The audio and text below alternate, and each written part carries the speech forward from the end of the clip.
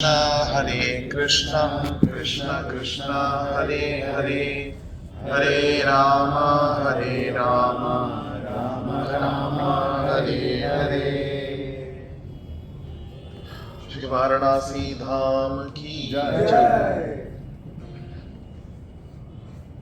So we are in Varanasi, also known as Kashi. It is also known as Anandavana, and this place is also called Maha Smashana. So these are all the different names for this place. So Kashi means the city of light. Here Lord Shiva appeared in the form of a pillar of light, Jyotirlinga. Therefore, this place is called Kashi, the city of light, where the Lord appeared as Jyotirlinga. So this Kashi is one of the 12 Jyotirlingas. There are 12 Dwadasha Jyotirlingas. So Kashi is one of them.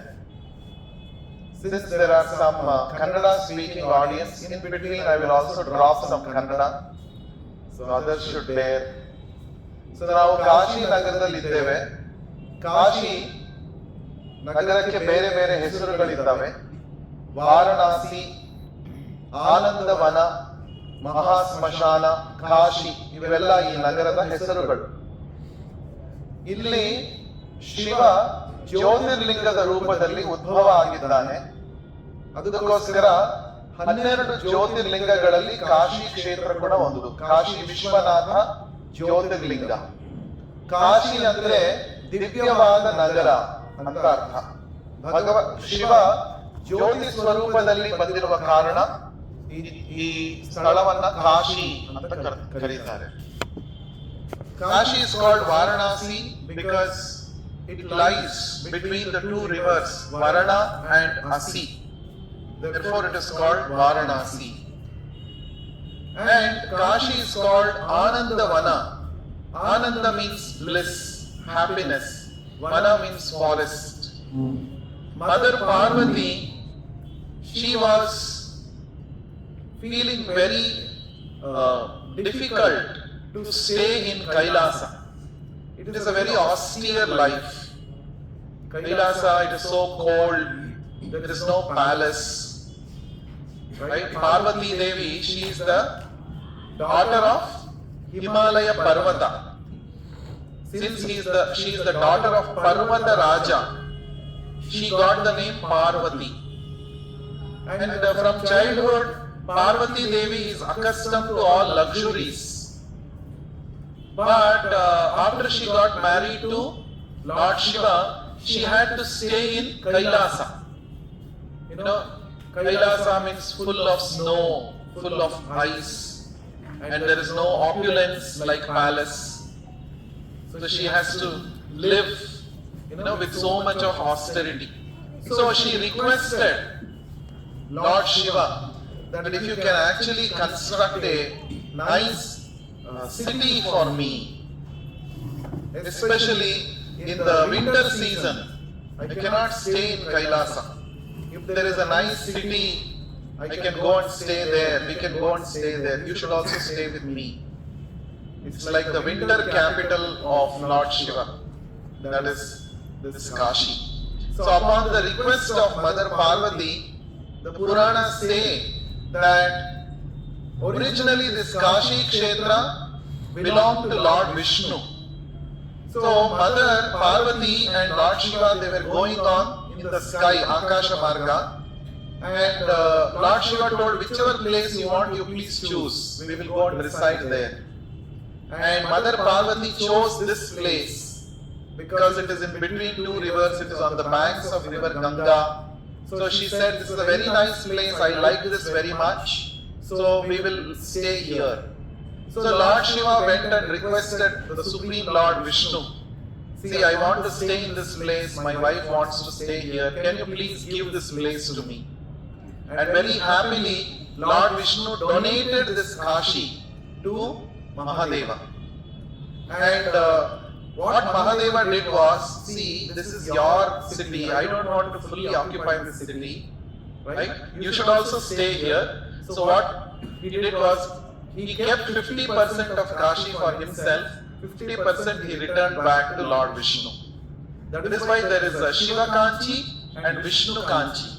Sorry, Shiva Kashi and Vishnu Kashi, the two parts of Kashi. And after coming here, Lord Mahadeva and the Parvati Devi, they resided here, and Parvati Devi felt very blissful staying here. Therefore, she gave the name Anandavana to this place. So Kashi is, that's how called as Anandavana.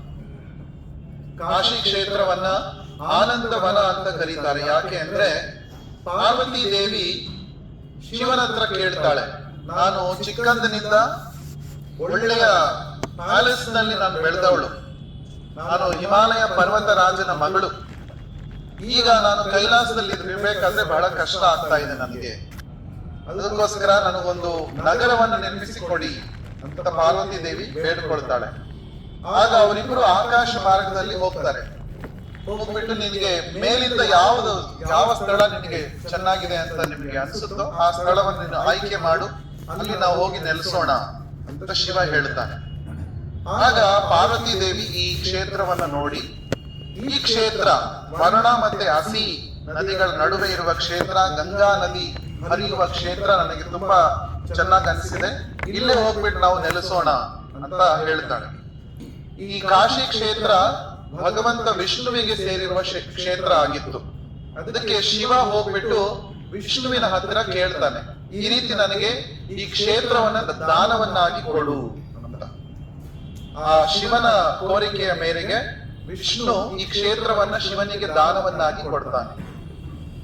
ಆಗ ಶಿವ ಈ ಕ್ಷೇತ್ರದ ಅರ್ಧದಷ್ಟನ್ನ ತಾನು ಇಟ್ಕೊಂಡು ಮಿಕ್ಕ ಅರ್ಧವನ್ನು ಪುನಃ ವಿಷ್ಣುವಿಗೆ ದಾನವನ್ನಾಗಿ ಕೊಡ್ತಾನೆ ವಾಪಸ್. ಅದಕ್ಕೆ ಈ ಕಾಶಿಯಲ್ಲಿ ಎರಡು ಭಾಗಗಳಿದ್ದಾವೆ, ಒಂದು ಶಿವ ಕಾಶಿ, ಇನ್ನೊಂದು ವಿಷ್ಣು ಕಾಶಿ. ಪಾರ್ವತಿ ದೇವಿ ಇಲ್ಲಿ ಬಂದು ನೆಲೆಸಿದ ಮೇಲೆ ಅವಳಿಗೆ ಬಹಳ ಆನಂದ ಆಗುತ್ತೆ. ಅದಕ್ಕೋಸ್ಕರ ಈ ಕ್ಷೇತ್ರವನ್ನ ಆನಂದವನ ಅಂತ ಹೆಸರನ್ನ ಪಾರ್ವತಿ ದೇವಿ ಕೊಟ್ಟಿದ್ದಾಳೆ. ಸೊ ಈ ಕ್ಷೇತ್ರಕ್ಕೆ ಕಾಶಿ ಅಂದ್ರೆ ದಿವ್ಯವಾದ ನಗರ, ವಾರಣಾಸಿ ಅಂದ್ರೆ ವರ್ಣ ಮತ್ತೆ ಹಸಿ ನದಿಗಳ ನಡುವೆ ಇರುವ ನಗರ, ಮತ್ತೆ ಆನಂದವನ ಅಂದ್ರೆ ಪಾರ್ವತಿ ದೇವಿಗೆ ಆನಂದವನ್ನ ಕೊಟ್ಟ ಸ್ಥಳ. ಈ ರೀತಿಯಾಗಿ ಮೂರು ಹೆಸರುಗಳು. ನಾಲ್ಕನೇ ಹೆಸರು ಮಹಾ ಸ್ಮಶಾನ. ಈ ಕಾಶಿ ಕ್ಷೇತ್ರದ ವಿಶೇಷತೆ ಏನು ಅಂದ್ರೆ, ನಮ್ಮ ಗ್ರಂಥಗಳಲ್ಲಿ ಪುರಾಣಗಳಲ್ಲಿ ಏನ್ ಹೇಳಿದ್ದಾರೆ ಅಂದ್ರೆ, ಇಲ್ಲಿ ಬಂದು ದೇಹವನ್ನ ತ್ಯಾಗ ಮಾಡಿದರೆ ಮುಕ್ತಿ ಲಭಿಸುತ್ತೆ. ಕಾಶಿ ಮರಣಾತ್ ಮುಕ್ತಿ. ಕಾಶಿಯಲ್ಲಿ ಮರಣ ಹೊಂದಿದ ವ್ಯಕ್ತಿಗೆ ಮುಕ್ತಿ ಅನ್ನೋದು ಖಂಡಿತವಾಗ್ಲೂ ಸಿಗುತ್ತೆ ಅಂತ ಇದರ ಅರ್ಥ. ಯಾಕೆ? It is told in the scriptures, Kashi ಮರಣಾತ್ ಮುಕ್ತಿ. Anybody who actually passes away in this Kashi Kshetra, he will surely achieve liberation. This is what the scriptures say. So why it is said that by passing away in Kashi one can attain liberation? So there are two reasons for this. The first reason is the Supreme Lord is present here in the form of Bindu Madhava.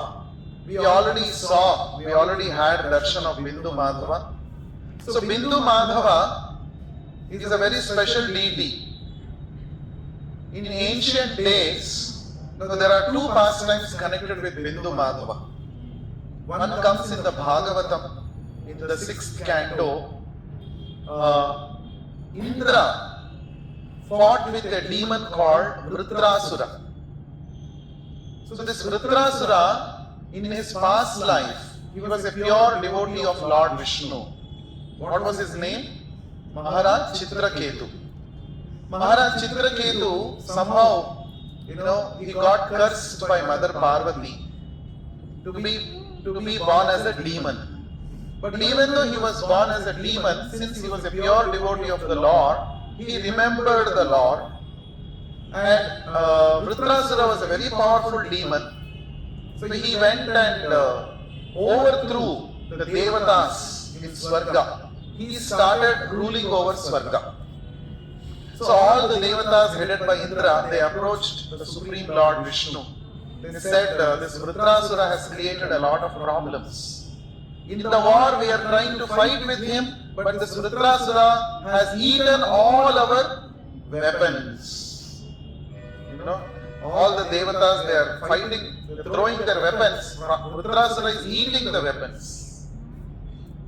So what to do now? We are all powerless.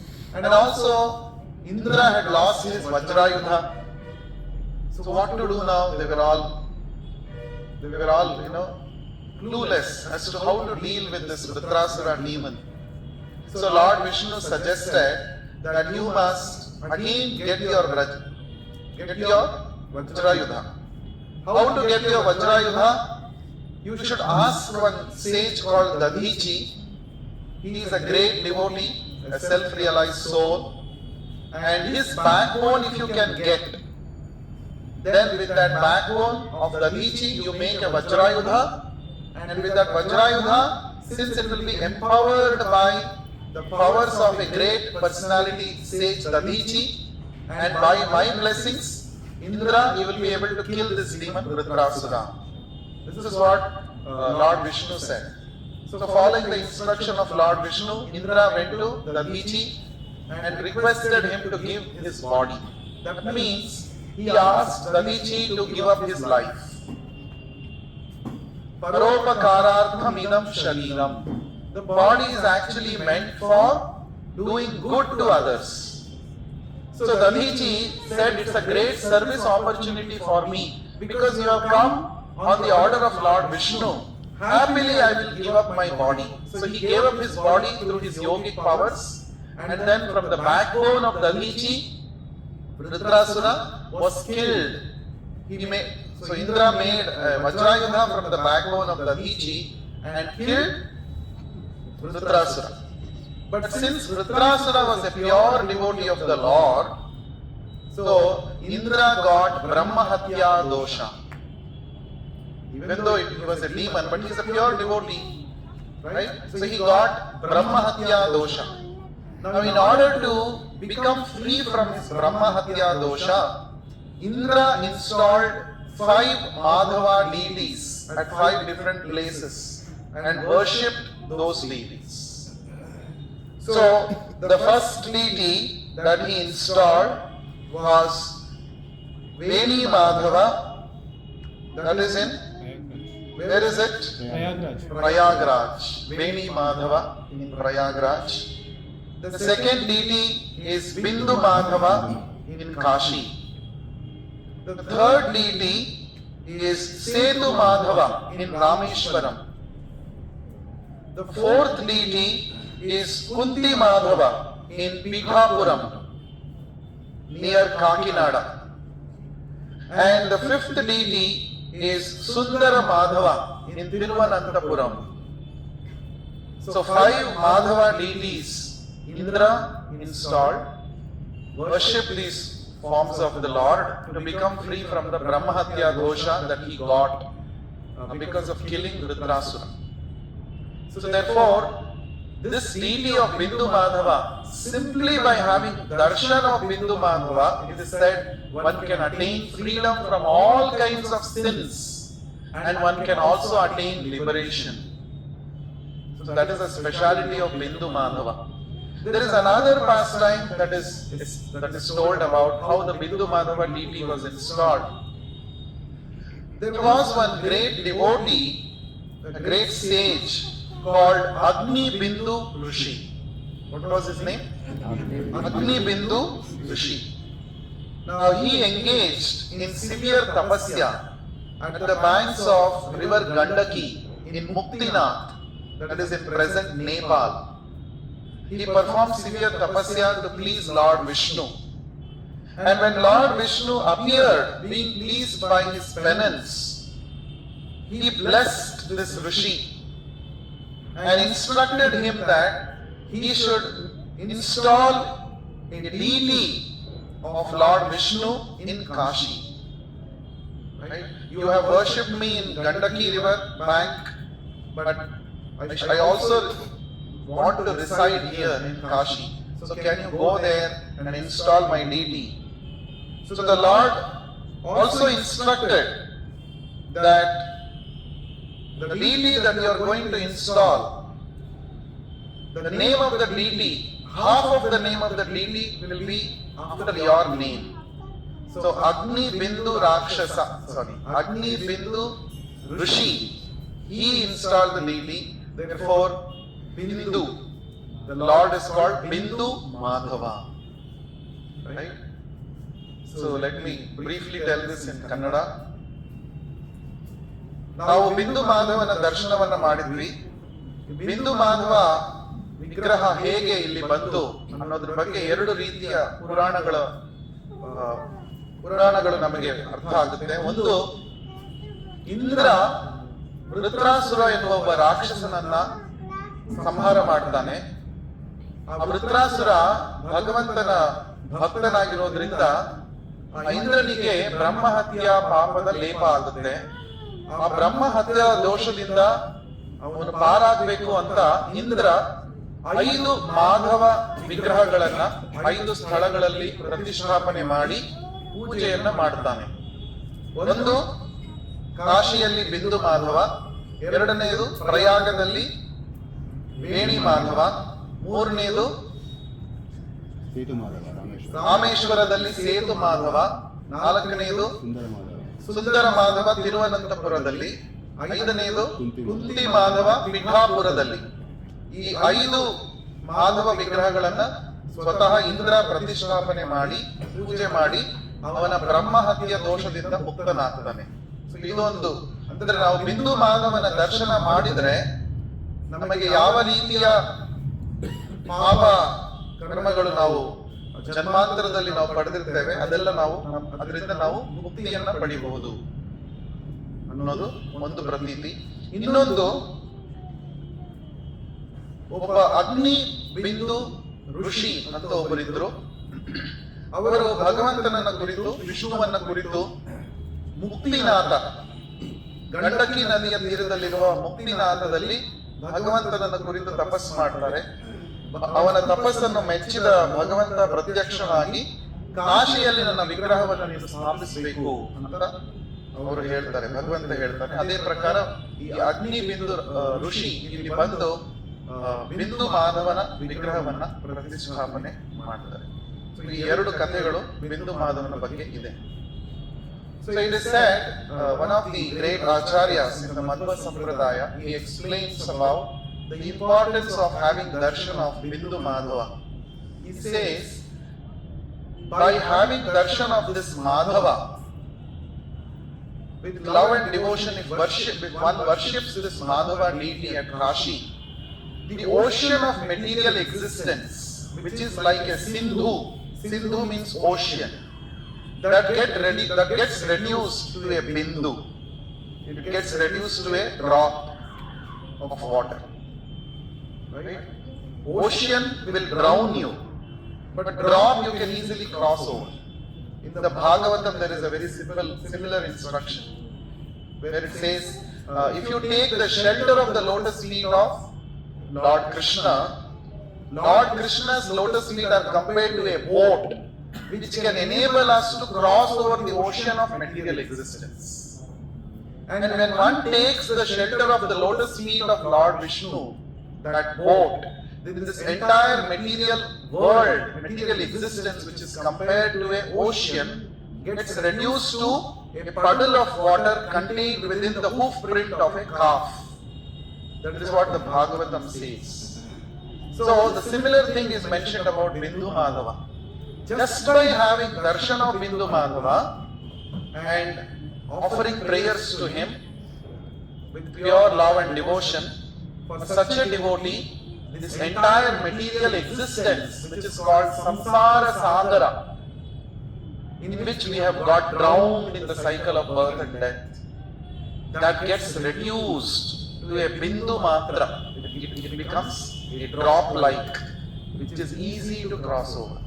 That means liberation is guaranteed to a person who actually worships Bindu Madhava. And that is why when Chaitanya Mahaprabhu came here, the deity, first deity that he had darshan was Bindu Madhava. He took bath in the Panchaganga Ghat of Ganga, and then he went to this Bindu Madhava temple, had darshan, performed ecstatic sankirtana in front of Bindu Madhava, and he felt ecstasy just by looking at Bindu Madhava. It is said the Bindu Madhava's beauty is so beautiful, the Lord is so beautiful, that if once with pure love one has darshan of Bindu Madhava, the pale material beauty of this world becomes, insignificant for such a devotee. If you somehow get attracted to the transcendental beauty of Bindu Madhava, the pale material beauty, lifeless beauty of this material world will no more attract us. That is the significance of the Lord's beauty. Kandarpa koti kamaniya vishesha shobham govindam adi purusham tamaham bhajami. Lord Krishna's beauty is Kandarpa koti kamaniya vishesha. That means if 1 crore Kamadevas, their beauty is no match to Krishna's transcendental beauty.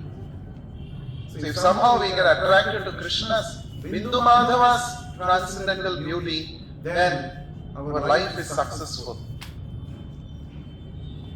So ಕನ್ನಡದಲ್ಲಿ ಹೇಳಬೇಕಂದ್ರೆ ನಾವು ಬಿಂದು ಮಾಧವನ ದರ್ಶನವನ್ನ ಮಾಡಿದ್ವಲ್ಲ,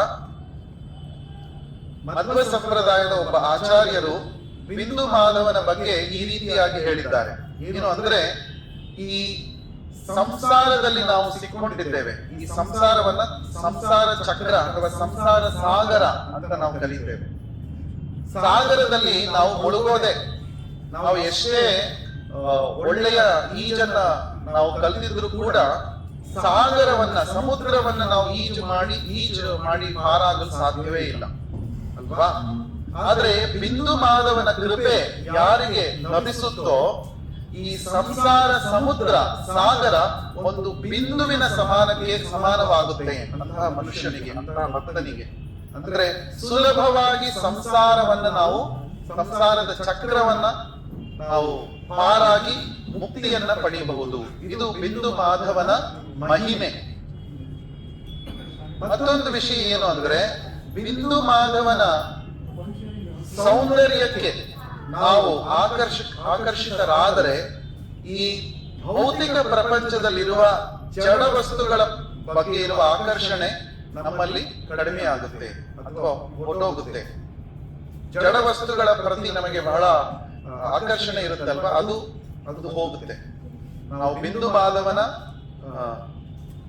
ಆಧ್ಯಾತ್ಮಿಕ ಸೌಂದರ್ಯವನ್ನ ಆಸ್ವಾದಿಸಿ ಅದಕ್ಕೆ ಆಕರ್ಷಿತರಾದರೆ ಜಡ ವಸ್ತುಗಳು ಅಷ್ಟೊಂದು ನಮಗೆ ಅಲಿಯೋರ್ ಮಾಡೋದಿಲ್ಲ, ಆಕರ್ಷಣೆ ಮಾಡೋದಿಲ್ಲ ಅಂತ ಹೇಳ್ತಾರೆ. So because of 2 reasons I said, anybody who gives up his body in Kashi gets liberation. Kashi maranat muktihi. In our scriptures, a great emphasis is laid on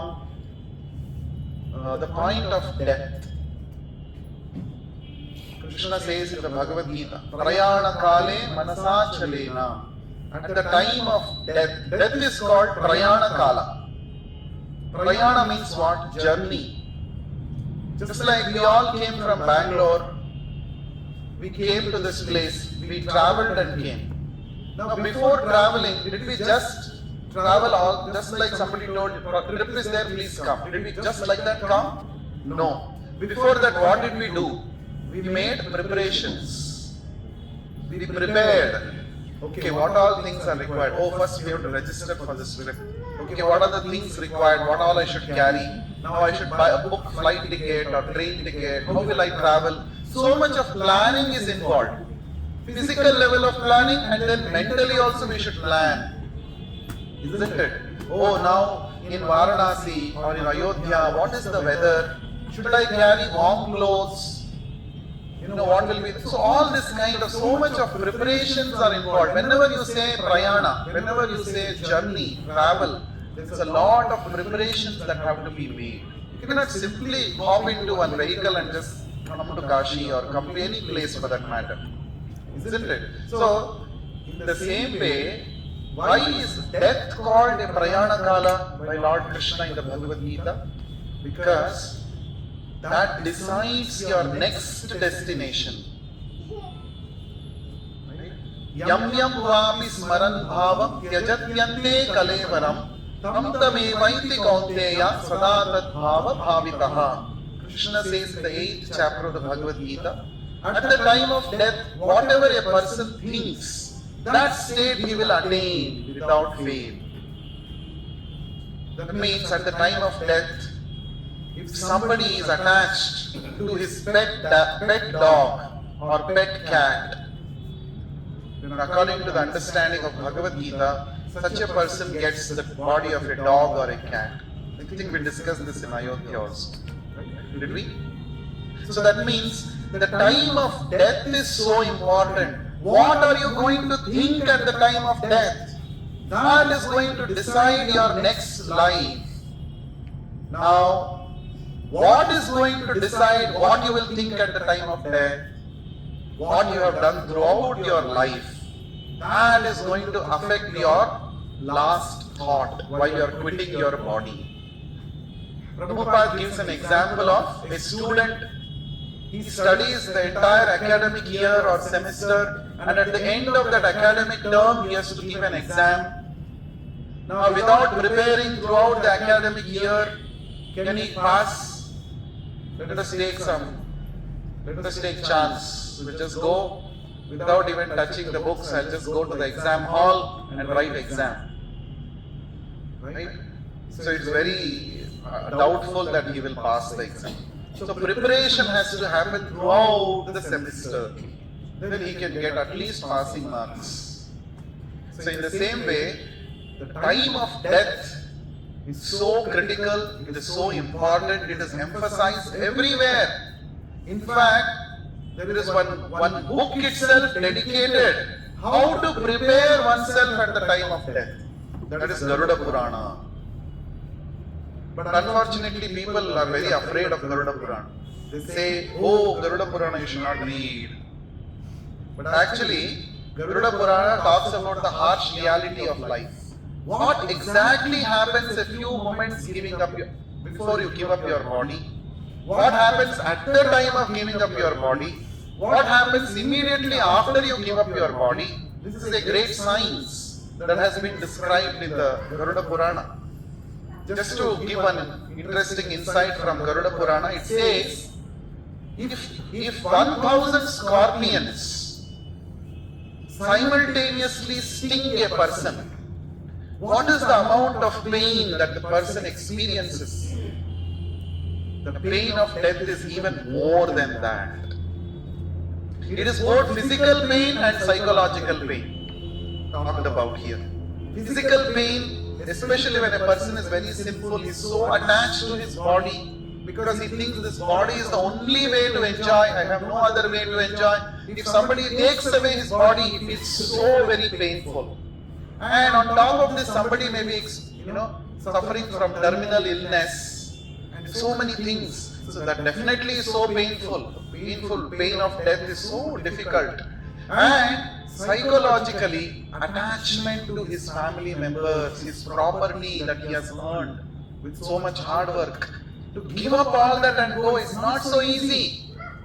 So that is why it is said the pain of death is more than 1,000 scorpions simultaneously stinging us. That is what Garuda Purana says. So anyway, Krishna says you have to prepare throughout your life for the Prayana Kala. And what you should do, if you want to pass this final exam called death. Now this final exam called death is a surprise test. It can come anytime to anybody. Anytime it can come. Unlike our university exams which come before they tell us in advance, they give a timetable to prepare. But here it is no timetable. Anytime it can come. So we have to prepare. That means perfection of life is if a person has reached a stage of consciousness where he says, yes, now I am ready to face death. That means he has attained perfection. Now, what is that? How can he face that? What is the criterion to pass that surprise test called death? Ante Narayana Smritihi, Bhagavatam says. Janmalama Parapumsam, Ante Narayana Smritihi. Ante, at the time of death, Antya Kala, you have to remember Narayana and quit your body. Then you will pass with first class with distinction. You know, sure placement in the spiritual world, 100% placement guaranteed. But for that, placement officer, you have to first befriend him. The placement officer is the spiritual master. He will train you how to attend PI, how to attend GD, how to pass the exams, all this rounds, HR round, everything. And then if you follow his instructions, 100% placement in Vaikuntha. And for that minimum syllabus is, throughout your life you should chant Hare Krishna mantra very sincerely, so that by the Lord's mercy at the time of death you can remember Krishna and quit your body. Okay. But in Kashi what happens is very special. First is the Lord himself is present here as Bindu Madhava. Second, there is the pure devotee of Lord Vishnu, that is Lord Shiva is present here. The Bhagavatam says, Vaishnavanam Yatha Shambhu. The greatest Vaishnava, the greatest devotee of Lord Vishnu is Shambhu, Lord Shiva. Now the Lord Shiva is so compassionate that this is his house, isn't it? Kashi is house of Lord Shiva. Whenever anybody dies in my house, I will do an extra seva for that person. What is that? I will personally go and chant the Taraka Nama, Rama Nama in the ear of that person. That is what Lord Shiva says. He is very determined. He says here, anybody who dies here, I will go personally and chant the name of Rama in his ear, and I will make sure that he will go to Vaikuntha. This is Lord Shiva's special mercy. That is why we saw one of the 84 ghats we saw in the boat ride, Mani Karnika Ghat. Mani means pearl. Karnika means ear. Karna means ear. So Lord Shiva comes and decorates every dying person's ear with the pearl of Ramanama. That is why it's called Mani Karnika. Right? Mani Karnika Ghat. So therefore, for these two reasons, as we already discussed, Mukti Pradata Sarvesham Vishnu Devana Samshayaha. This is the statement of Lord Shiva himself. Lord Shiva says, the only person who can give mukti to everybody is Lord Vishnu. Even I cannot give. Lord Shiva says this, I cannot give. You all know about Markandeya Rishi. Do you know Markandeya? How many of you know Markandeya Rishi? So Markandeya was the son of a sage called Mrukandu Maharshi. He did not have children from a long time. He and his wife, they did tapasya to please Lord Shiva. So Lord Shiva appeared. He said, what do you want? I want a son. So okay, so I'll give you two options. One is a materialistic son who will live for 100 years. Option 2 is highly spiritually advanced son who will live only for 12 years. 15 years, I think. 15 years. So you choose one of these two. So Mrukandu Rishi said, what is the use of a son who is materialistic even though he lives for 100 years? There is no use. Even though a short-lived son is there, spiritually advanced son, I want that son. Lord Shiva said, Tadhastu, and he disappeared. Now, the husband and wife, with great affection, they started raising the child. And as days are passing by, one side they are happy that their son is becoming a great scholar, Vedic scholar, and he is learning so many philosophies and so many things, he is becoming advanced. At the same time, Mrukandu Rishi is also feeling very bad. With every year passing, oh, the duration of his life is getting over. He's going to die. So finally, he became 15-year-old. 14 years old. One day he was crying, and his father asked, "Why are you crying?" He said, "Like this, Lord Shiva has told that you will live only for the next 1 year." So Mrukandu Rishi said, "Only Lord Shiva can do anything, any help to you. If he wishes, he can increase the duration of your life." So therefore, on the advice of his father, Markandeya starts doing intense tapasya to please Lord Shiva to get a longer duration of life. And by the time the last moment of his life comes, and Yamaraja himself comes with his Yamapasha, and seeing this Yamaraja, this boy gets afraid and he hugs the Shivalinga, and this Yamaraja throws his, that Yamapasha, and along with Lord Shiva, both of them, both are caught in the Yamapasha. Shivalinga also is caught, Markandeya is also caught. So he is trying to pull that. So finally Lord Shiva came out of the linga and said, "How dare you put Yamapasha for me?" He said, "No, not for you, Markandeya, but he was holding you." So, "No, nothing doing. You please go away from this place. I am extending the duration of this person's life for 7 kalpas. How many? 7 kalpa. Not 7 years or 70 years. Kalpa means 1 day of Brahma. Did we discuss this? Ayodhya we discussed. So I will not explain further. So 7 kalpas. Okay. Now Markandeya Rishi is one of the Chiranjeevis. 7 kalpas he was living. He is living now also. So that means so many people are taking birth and they are dying. Generations after generations, same thing is happening. And Markandeya Rishi is witnessing all this. Now he became so fed up with this. Enough now, I don't want this long duration of life. What is the use? I am only seeing people are taking birth, they are dying. Taking birth, dying, and I am simply there, nothing is happening to me. Sometimes long duration of life is also one shapa.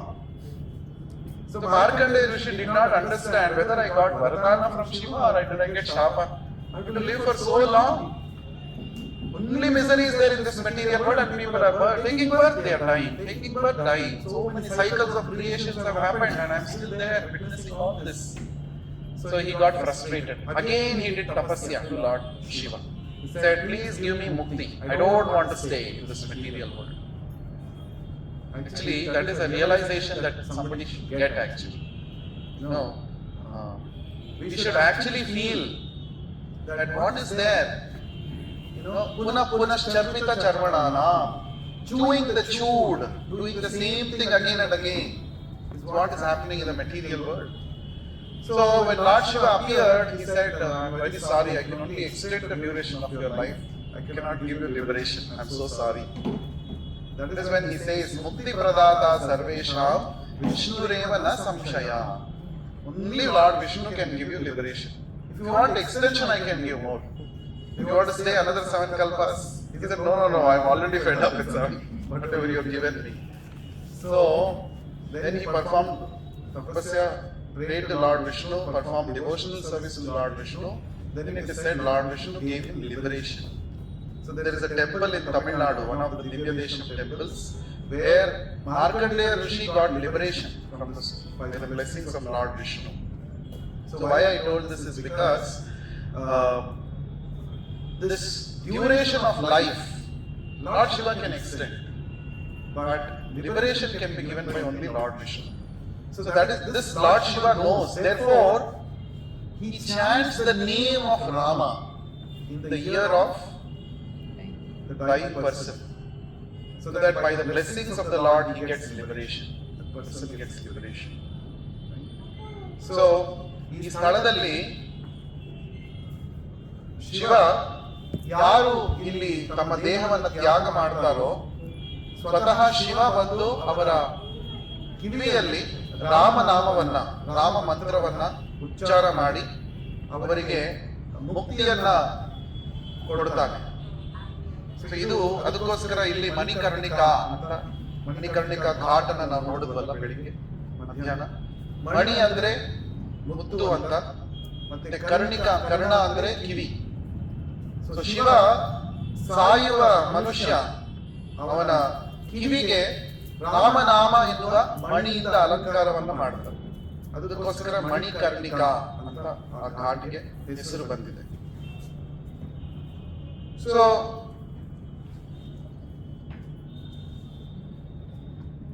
Kashi is one of the 7 moksha puris. Ayodhya, Mathura, Kashi. Ayodhya, Mathura, Maya, Kashi, Kanchi, Avantika, Puri, Dwaravati, Chaiva, Saptaite, Mokshadayaka. We discussed this in Ayodhya. So Kashi is one of the 7 moksha kshetras. It is one of the 12 Jyotirlingas. It is also one of the 51 Shakti Peethas. Kashi. Now what is this Shakti Peetha? We all know Lord Shiva, before actually he married Parvati Devi, he had the first consort of Lord Shiva is Sati Devi. Sati was the daughter of Daksha Prajapati. From a very young age, Sati had an attraction to Lord Shiva and she wanted to marry Lord Shiva. But Daksha was Shiva Dveshi. He was actually envious of Lord Shiva. So he did not like that his daughter should be given in marriage to the Lord Shiva. But still, because she was very dear to him, half-heartedly Daksha agreed for the marriage of Sati Devi with Lord Shiva. But even after marriage, he had not wholeheartedly accepted Lord Shiva as his son-in-law. That created a lot of problems. Bhagavatam 4th canto describes about this. Right? So, what happened? Once Daksha Prajapati, Prajapati means what? He is given in charge of creating the progeny, populating the planet. That is the Prajapati. So, once Daksha Prajapati organized a very big yajna, he invited all the devatas, he invited all important personalities, Lokapalas, everyone he invited, but he did not invite Lord Shiva, even though he was his own son-in-law. Why? Because he was so envious of Lord Shiva actually. He was saying that if Lord Shiva comes, this function will become inauspicious. Why? Because he is living in crematorium. And he's smearing his body with ashes from the dead bodies. So he's so unclean. Materialistic people like Daksha Prajapati, they don't know what is the spiritual significance of Lord Shiva's. So the Lord Shiva, one should understand this. Why Lord Shiva lives in crematorium? This Kashi is itself called Maha Smashana, because he takes charge of the most sinful people. Lord Shiva is called Bhutanatha. Bhutanatha means he is the master of the Bhutas, Pretas, and the hobgoblins they are called. Right? So why he is taking charge of these people? When does somebody become a Bhuta or a Preta? When one is too sinful, and when a too sinful person dies. Now, what happens in the next life? He'll be born as Bhuta. What is this ghost? Ghost means what? He does not have a gross body. He only has a subtle body. See, the soul is covered by 2 kinds of bodies. The gross body, which is made up of Panchabhutans, and within that is the subtle body, which is made up of Manas, Buddhi and Ahankara. Okay. 2 bodies are covering the soul. We are neither the gross body nor the subtle body. We are soul. All desiring happens with the subtle body. Action happens with the gross body. So if you want to live in this world, you want to enjoy whatever you want to enjoy in this material world, you need both gross body and subtle body. For example, we can all desire, I want to taste nice gulab jamun. Where does this desiring happen? In the mind. Mind is part of subtle body, Sukshma Sharira it is called. But can the subtle body enjoy gulab jamun? No, it cannot enjoy. You need a gross tongue.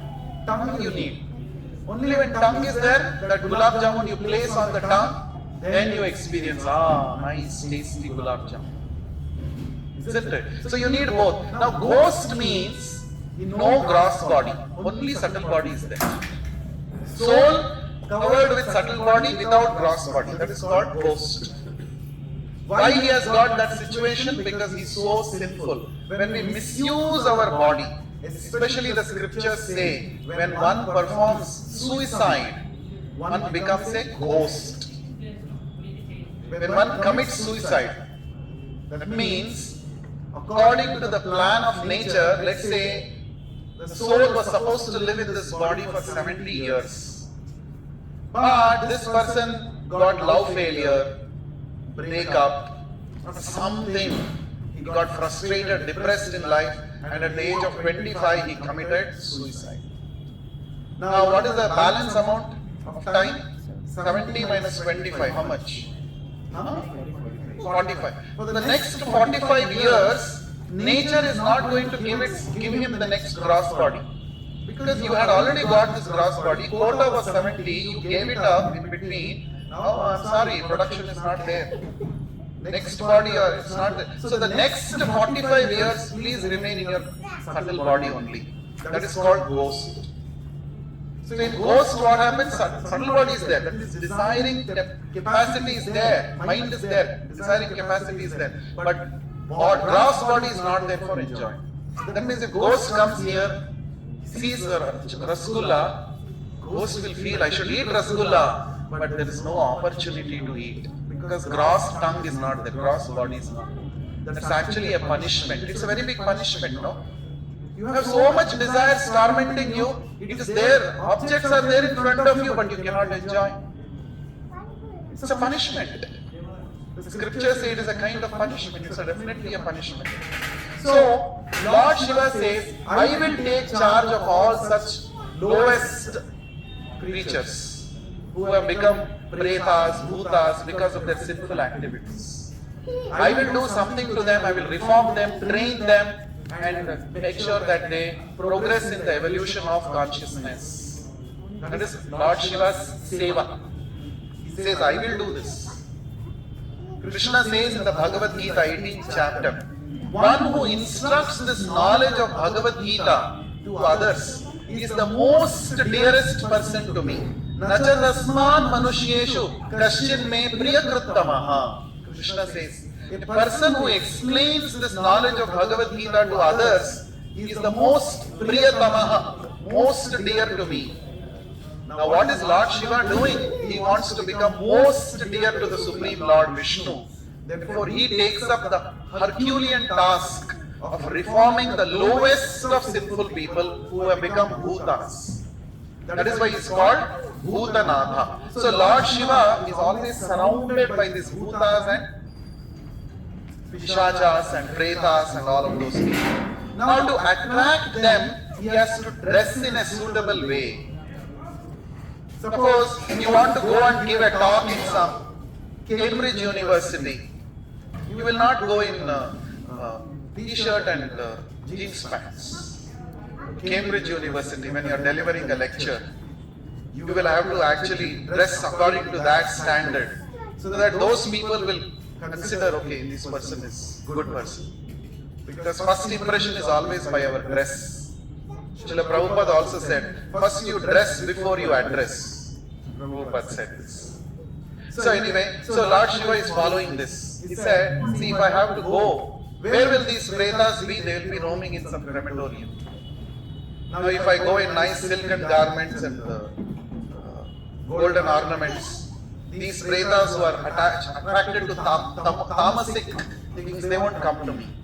Now I should do something so that I will attract them. Therefore Lord Shiva smears his body with ashes. He doesn't use silk garments. He is Gaja Charmambara. Sometimes he wears, elephant skin, or sometimes tiger skin he wears. And his ornaments are snakes. Snakes are his ornaments. So like this he dresses and he goes to those places, attracts those ghostly people, and then gives by his sadhu sangha, by his association, he tries to transform them and instill bhakti in them. That is the seva that he is doing.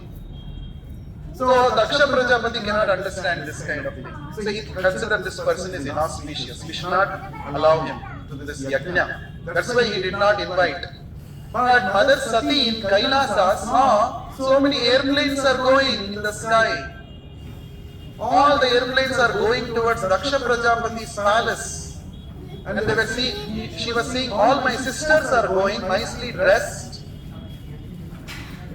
Generally this is a women's psychology.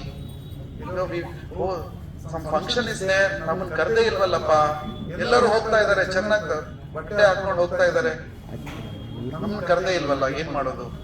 ಆದ್ರೂ ಮನಸ್ಸು ಎಳೆಯುತ್ತೆ, ತಂದೆ ಮನೆಗೆ ಹೋಗ್ಬೇಕು, ತಾಯಿ ಮನೆಗೆ ಹೋಗ್ಬೇಕು. ದಕ್ಷ ಪ್ರಜಾಪತಿ ಕರೆದಿಲ್ಲ, ತಂದೆ ಕರೆದಿಲ್ಲ, ಆದ್ರೂ ನಾನು ಹೋಗ್ಬೇಕು ಅಂತ ಹಠ ಹಿಡಿತಾಳೆ ಸತಿ. So Sati says, Lord Shiva tells so many things, don't go, you will not be respected there, please don't go. But Mother Sati, she insists, no, I have to go. So finally Lord Shiva says, okay, you can go. He says all this Nandi and other Ganas, please also go with Mother Sati, protect her like that. But after reaching there, reaching the venue, Yajna is going on, all Devatas are sitting. She notices that Daksha Prajapati does not have a smile on his face when she comes. Nobody is welcoming her. And there is no separate asana for Lord Shiva. Mantras are not chanted for Lord Shiva in the Ahuti Yajna. All this she notices. And on the contrary, Daksha Prajapati starts blaspheming Lord Shiva. Shiva Nindana, he starts doing. He starts talking ill words about Lord Shiva. So, Mother Sati, she says, my body has become polluted now because I have heard the blasphemy of a pure devotee. And so this has polluted my body. This body you have given, no Daksha, I don't want to have this body anymore. So she, with her yogic powers, she invokes Agni, and that Agni consumes her body. Half the body of the Sati, half gets burnt. Does not get fully burnt, half burnt. Now Lord Shiva gets to know this, he becomes furious. So he dashes one hair from on the ground. And who is born? Veerabhadra is born from that. So Veerabhadra goes to Yajna, destroys the Yajna, cuts off the head of Daksha. And then Lord Shiva takes this body of Sati on his back and he starts lamenting, my dear wife, you are no more. He starts crying, and in that lamentation he roams over the entire universe. So all the Devatas, they approach Lord Vishnu. See what is happening. Lord Shiva is in such a morose situation. It's not good for the world. So do something. So Lord Shiva, he uses his Sudarshana Chakra. Without the knowledge of Lord Shiva, we should do cremation of the body of Sati. So what he does is, he cuts the body of Sati into 51 pieces. Those 51 pieces, different organs of Sati's body fall at different places. And that is called Shakti Pita. Each such place is Shakti Pita. Like Kolluru Mukambika is a Shakti Pita. Sringeri Sharada is a Shakti Pita. Then in Assam, what is that place? Kamakya is a Shakti Pita. Kanchi Kamakshi is a Shakti Pita. So here, the eye of Mother Sati fell down here. Therefore, the deity here is called Vishalakshi. Vishala Akshi means large eye. Eye of Sati was cremated here. So therefore, this is one of the 51 Shakti Pitas. Tomorrow we can visit this Kashi Vishalakshi temple. Vishalakshi means Parvati or Sati. She is Sati only. So that is a Shakti Pita. So therefore, this is also another significance of this place. So that means one of the 7 Moksha Puris, one of the 12 Jyotirlingas, one of the 51 Shakti Pitas. Kashi. Right? And also, yes, one of the Pancha Madhava Kshetras also is Kashi. So, because Lord Vishnu is present here and because Lord Shiva chants the name of Rama within the ear of the dying person, so it is said that by giving up one's body in Kashi, one is sure to attain liberation. But the devotees of the Lord need not have to think like this. Oh, I have to go to Kashi and then only give up my body. No. When we are chanting, so Hare Krishna Mahamantra, we fix our mind on Krishna. We can, by this daily sadhana, we can come to a stage where we can actually conquer the fear of death and we can remain on the spiritual platform. Then it doesn't matter whether we are living or we have given up the body. Actually, a devotee's position is above birth and death. Iha yasya harer dasye karmana manasa gira nikhilash api avasthasu jivan muktasa uchyate. A pure devotee of the Lord is called Jivan Mukta. Jivan Mukta means what? He has attained mukti even while living in this body. How? Karmana manasa gira harer dasye. We have to engage our actions, our thoughts and our words in the service of Lord Hari, Krishna. Then that is liberated state. That is liberation. So therefore, we don't have to worry, oh, whether I will die in Kashi or not. You don't have to worry. Wherever you are, go on serving Krishna. With your words, you chant His holy names. With your power of speech, you chant the holy names. With your body, you engage in seva for the Lord. With your mind, you think about the Lord. In this way, if you always engage, Trikarana, all these three, Kaya, Vacha, Manasa, if you engage in the Lord's service, we are liberated souls. Now, one last point I will say before we go for the prasadam. Now, Lord Shiva is such a magnanimous personality. Whenever there are difficult tasks, He volunteers, He comes to help. In Prayagraj, Kumbh Mela, the whole Kumbh Mela festival is a result of Samudra Manthana Leela. The Devatas and the Asuras churned the ocean of milk to get Amrita, right? But initially what came? Hala, poison came. And the poison was spreading everywhere and all the living entities were getting choked up. Now maintenance is always Vishnu's job. Right? Maintenance of this material world is Lord Vishnu's, his domain it comes. That's why He comes time and again as different avatars to establish dharma. Whenever there is discrepancy in dharma, Lord Vishnu comes as avatara and He does the maintenance. But this time, when the poison was spreading everywhere, before even Lord Vishnu could come and take some avatara, Lord Shiva said, I am volunteering, I will come. This is the seva spirit. He is a volunteer. He says, I will do it. So, there is one interesting shloka about this in the 8th canto Bhagavatam. Lord Shiva says, Lord Krishna likes those personalities who voluntarily take trouble to save others. And this is called Parama Aradhana. This is the highest kind of worship of the Supreme Lord. So, I am going to drink this poison because it is within my capacity to drink this poison. And so therefore, I will do this as a seva to Lord Vishnu. This is what Lord Shiva says. So he comes and drinks the poison. By his power, he holds the poison within his throat. So the throat turns bluish. So he is called Neelakantha. Neelakantha Mahadeva. Right? Now, in some of the Puranas it is described. In Padma Purana it is said that Lord Vishnu, he told Lord Shiva, see, this poison is giving you heating effect. To cool your body, please keep sun, Chandra Bimba, sorry, not sun, moon, Chandra Bimba on your head. So that's why Lord Shiva is called Chandra Chuda or Chandra Shekhara. He is called Chandra Shekhara because he is holding a crescent moon, Chandra Bimba, on his handed locks to cool down the effect of the poison. Right? That is why he is called Chandra Shekhara. Now from this one important lesson is there for us to learn. Both poison and moon, according to the scriptures, both have come from the Samudra Manthana. Right? The moon also came from Samudra Manthana. This poison also came from Samudra Manthana. Both were accepted by Lord Shiva. Right? Both were accepted by Lord Shiva. Moon he kept on his head so that the whole world can see.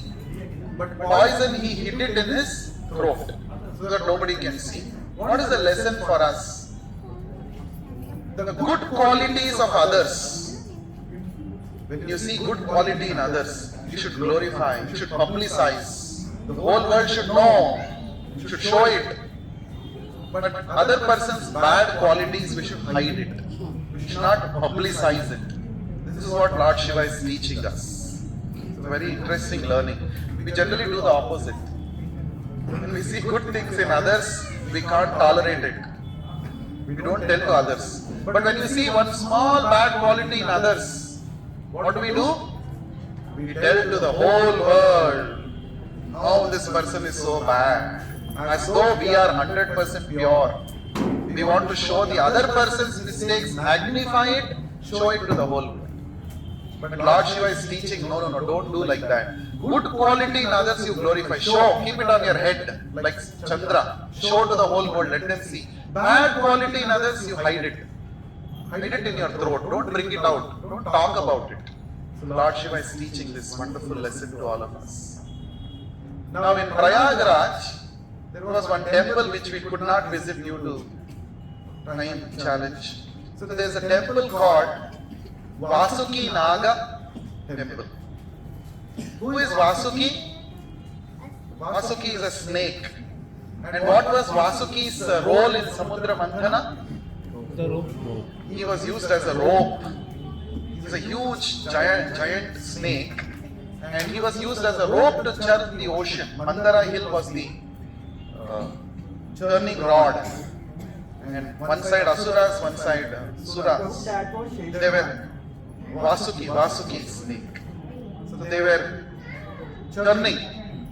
Now imagine what would have happened to Vasuki. Is it a very good experience?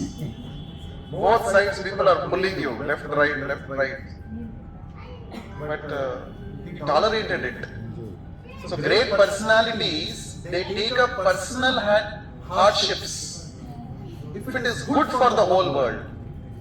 Like Prabhupada, he took so much personal austerities at the advanced age to go to the West to spread this Hare Krishna Maha Mantra. So this is the quality of a devotee. Right? So Vasuki, before that also, in the Matsya Avatar also, Vasuki did one big important thing. What did he do? You know, when Matsya, he had a horn on his head, and with Vasuki was used as a rope to tie this Matsya to the boat. So there also he is playing a role. Right? It's not one, he has a good track record of doing this, taking up personal austerities to help the world. So what happened after Samudra Manthana? Lord Shiva felt so compassionate on this Vasuki. So what he did? He brought special chandan. He brought from the heavenly planets. And he was, all over the body of this Vasuki, there were wounds because of that churning process, friction. And Lord Shiva personally smeared the whole body of Vasuki with chandan paste. And he was crying. Lord Shiva was crying. Oh, this has happened to you. You know, to help others, you have taken such difficulty. Your whole body is wounded. It is bleeding. There are blisters on your body. Let me put some chandan paste. See how Lord Shiva is paradukha dukhi. This is a symptom of a Vaishnava. Paradukha dukhi. Others are in misery. He feels so bad for it. Materialistic people, our psychology is what? Paradukha sukhi. When others are suffering, oh, we rejoice. It's a festival for me. And parasukha dukhi. When others are enjoying, oh, this person gone. No, this person got so many likes on Facebook. I didn't get. I also posted content. When others are rejoicing, we feel bad. That means it's a sadistic mentality. With this kind of mentality, we cannot make spiritual advancement. That's why it is said Vaishnava means Paradukha Dukhi. So Lord Shiva felt so bad that this person, this Vasuki, has taken up so much difficulty from the whole world. So he was smearing the sandalwood pulp. He was crying, shedding tears. This shows empathy. We should have empathy for others. Empathy means what? Trying to see the world from the other person's point of view. We cannot say my way or highway. You either accept my philosophy or you get out of this world. It's not like this empathy is so important in human relations. Isn't it? You should feel what it feels like from the other person's point of view. Empathy. When you can have empathy, for others, when actually you see everybody is part and parcel of God. Right? When we think, no, these people are all my family members, only for them I will care, others let them go to hell. In the bus, only me and my people should get seat, all others let them stand, no problem. It's not empathy. You should see everybody is a devotee, everybody is part and parcel of Krishna. Let me stand and give seat for others. This is devotee's thinking. Isn't it? And Lord Shiva also took hardship. That's why he was able to relate with Vasuki. Lord Shiva drank poison. And that's why he was able to relate with what trouble Vasuki is going through. Isn't it? So therefore, only a devotee can appreciate the value of another devotee.